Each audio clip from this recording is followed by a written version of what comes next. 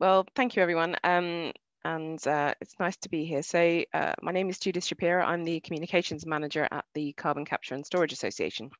So in case you don't know us, we're a trade association. We represent 54 member companies as of today, actually, across the value chain of CCS. This includes UK CCSRC and also Pale Blue Dot that Kirsty was representing.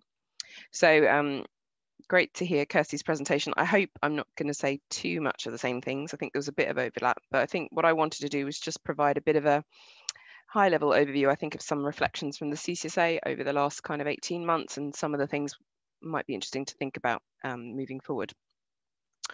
So in terms of reflections over the last 18 months, so I think from our sense, we've come a long way, and the UK government has really come a long way in terms of the CCS ambition and commitments that we've got now in the UK. So we've got now a commitment to 4 CCUS clusters by 2030.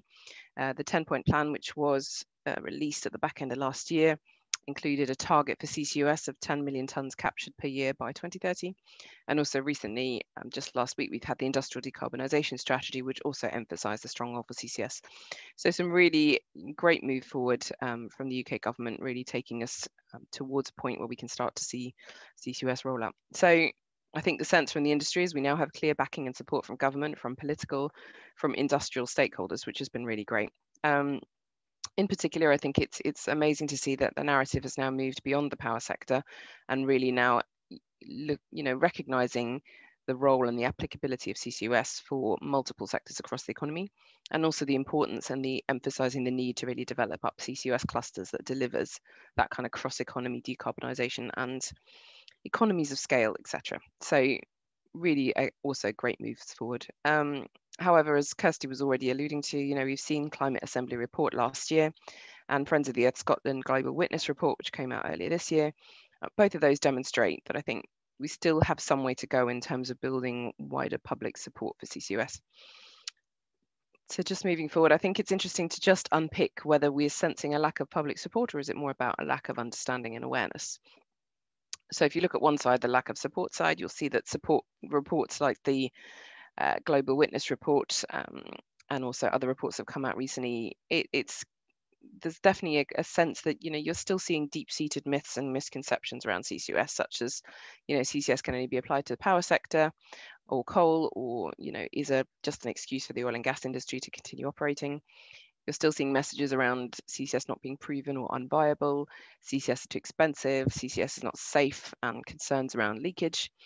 So there are still deep-seated myths and misconceptions that we somehow need to unpick. However, you look at the other side of things, maybe looking at lack of awareness and understanding. So I think, interestingly, in terms of the Climate Assembly report, so this was a report, obviously, came out last year and did a survey of, I think it was about 100 different stakeholders that are fairly uninformed over, I think it was a couple of months earlier in 2020. And at the launch itself, which is quite interesting, there was, after the presentations were finished, there was a Q&A session, and one of the first questions in the Q&A that was asked to the members of the Climate Assembly was, if you'd have had more time, what would you have liked to spend more time on, or would you have liked more information on? And the first answer was, we would have liked more information on CCS. So I think that kind of is interesting to look at, well, maybe this is more a question of lack of awareness and understanding rather than particularly a lack of support.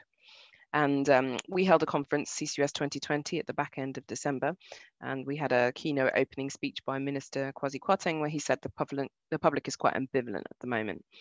And also there's been a couple of reports that came out last week, actually, from the UK government on net zero public dialogue, and also a note on net zero public engagement and participation, which basically conclude that carbon capture and storage is seen as a desirable and acceptable action, though it's currently not very well understood.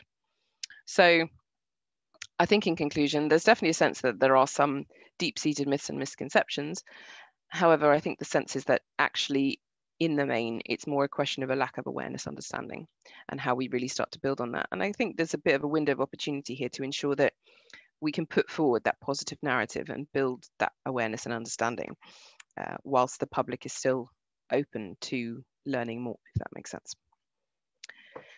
So how do we really influence broader public? I mean, it's a how long is a piece of string really discussion. And I think you know, as a CCS industry, we've got to understand what is our role and our ability and our resource in terms of influencing wider public and really going out on a broad public engagement campaign. So some of the things we've been thinking about is in terms of how do we really rebut some of the negative messages that have come out and continue to do that in reports that are going to come out, whilst also at the same time pushing out some of the positive cross-economy narrative, some of the, you know, the messages that Kirsty was talking about in terms of jobs and growth, the hydrogen narrative, the negative emissions, etc.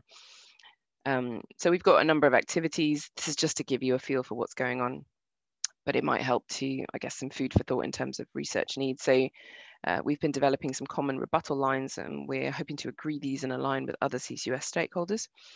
And this is really to ensure that we all have a common and a strong evidence base that we can draw from if and when other negative reports come out over the next few months. We've also been looking at how to utilise our existing stakeholder base to really push out the positive CCS narrative. So a large amount of stakeholders out there that are very supportive of CCS. And I think, you know, that they may not be as vocal, and I think there's an opportunity for us to utilise that stakeholder base and really start to get them to push out our messages and the wider kind of positive narrative. Then there's a piece of work which I think Kirsty was also alluding to around, you know, really mapping out the stakeholders, particularly the uninformed and the negative stakeholders, not necessarily the broader public, but I think the organisations that are influential of the broader public, if that makes sense. So who are the organisations that the broader public tends to listen to, and how do we really start to get to those kind of stakeholders? You know, how do we really map out their current views, and how do we start to engage with them, you know, over the next you know, months, years, etc., to start to change their mind if possible. Also thinking about how do we develop collateral content that explains what is a relatively complex narrative around CCS in a more understandable way.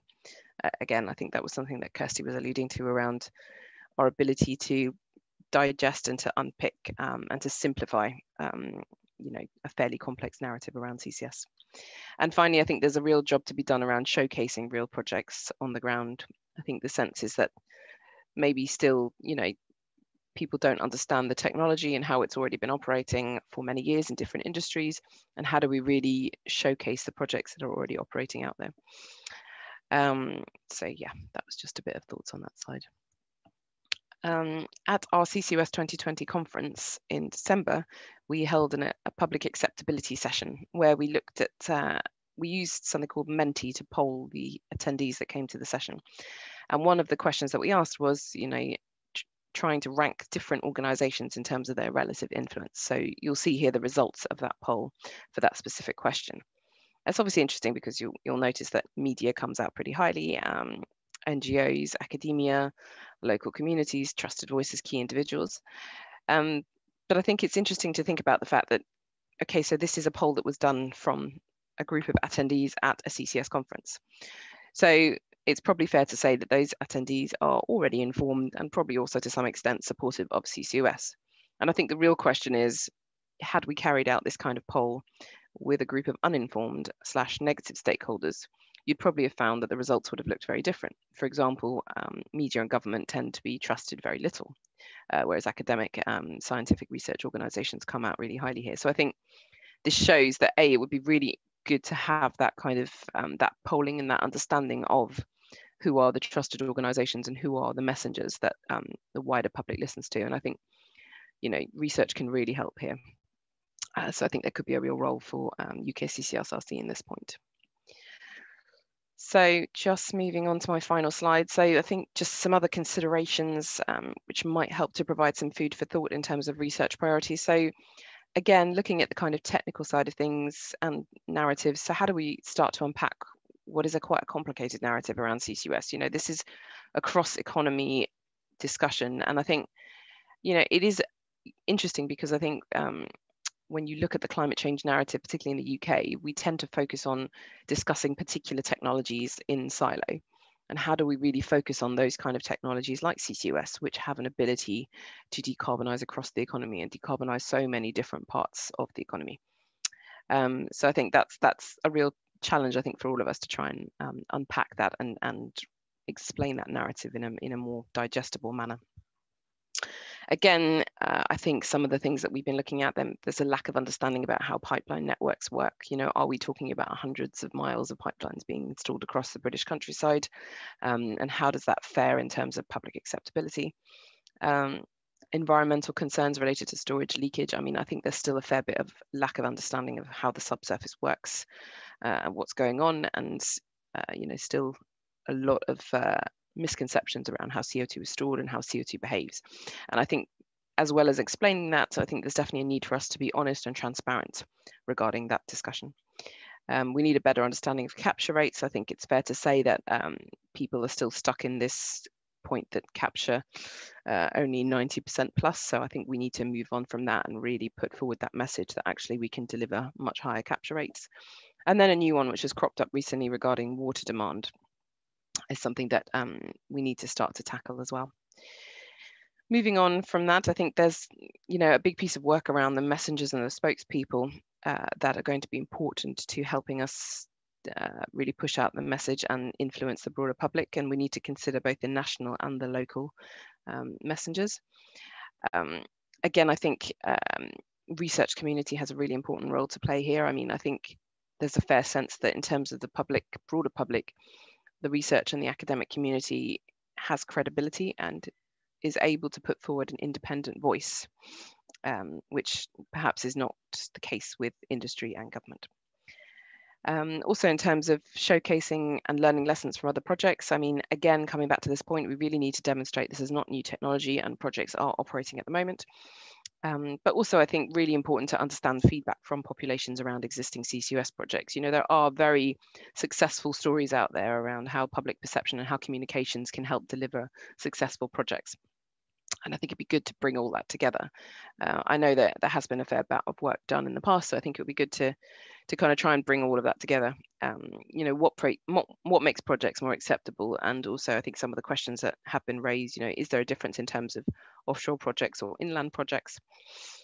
And my final point really was around building national and local pride. So I think particularly for the UK, and I think particularly because we're heading towards COP26 later this year, there's a real opportunity for the UK to develop the CCS success story and thereby build national pride in the delivery of a CCS success story that can really make a big impact on the net zero target.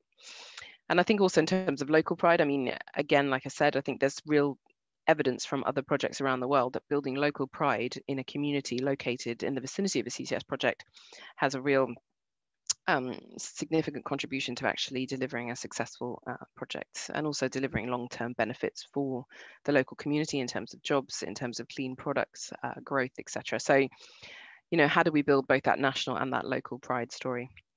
So I didn't pick on specific points, I think, in the way that Kirsty has done, but hopefully that was a bit of food for thought as to some of the kind of things you might be able to think about in terms of research needs going forward. So that's all I wanted to say. Thank you.